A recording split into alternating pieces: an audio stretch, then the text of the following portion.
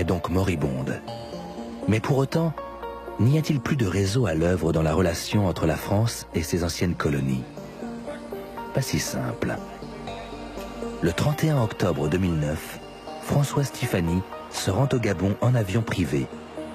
Il est le grand maître de la GLNF, la Grande Loge Nationale Française, une des deux plus importantes obédiences maçonniques françaises avec le Grand Orient.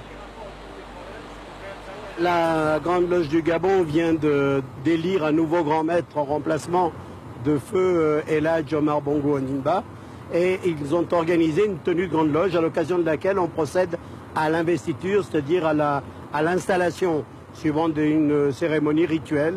Et c'est la Grande Loge nationale française, en tant que loge mère de la Grande Loge du Gabon, qui a le privilège d'installer ce nouveau grand maître. C'est pour ça que j'y vais avec mes officiers installateurs.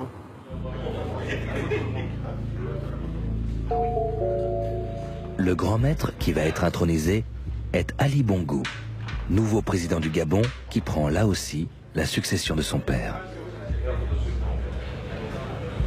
Dans la plupart des anciennes colonies françaises d'Afrique noire, les chefs d'État sont francs-maçons. Et le plus souvent, ils sont les grands maîtres de leur loge nationale. Avec son ésotérisme, ses rites désuets et sa manie du secret, la franc-maçonnerie facilite les liens discrets et directs entre frères africains et français, tous recrutés dans les sphères du pouvoir politique et économique.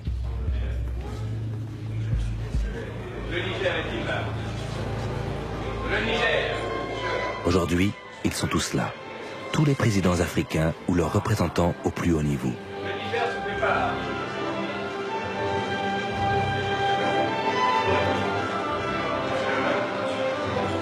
Quelques jours après cette cérémonie, c'est un rassemblement mondial de la franc-maçonnerie qui devait se tenir au Gabon, avec une forte présence des Américains. Il n'y a pas encore de Chinois francs-maçons. Ça ne saurait tarder.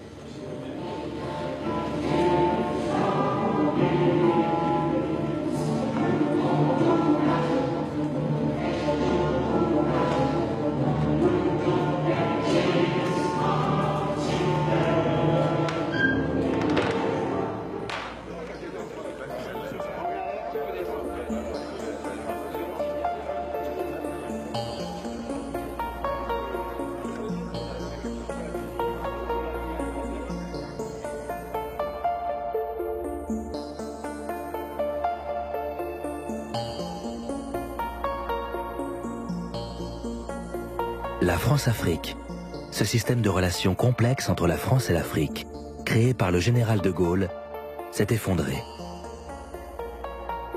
Certes, des réseaux de connivence secrète perdurent. Des amis discrets de Nicolas Sarkozy, comme Robert Bourgi ou Patrick Balkany, continuent de fréquenter assidûment les palais africains, en dehors de tout contrôle public. Mais les chefs d'État du continent noir, toujours aussi peu soucieux du bien-être de leur population, naviguent désormais dans un monde concurrentiel au mieux de leurs intérêts personnels.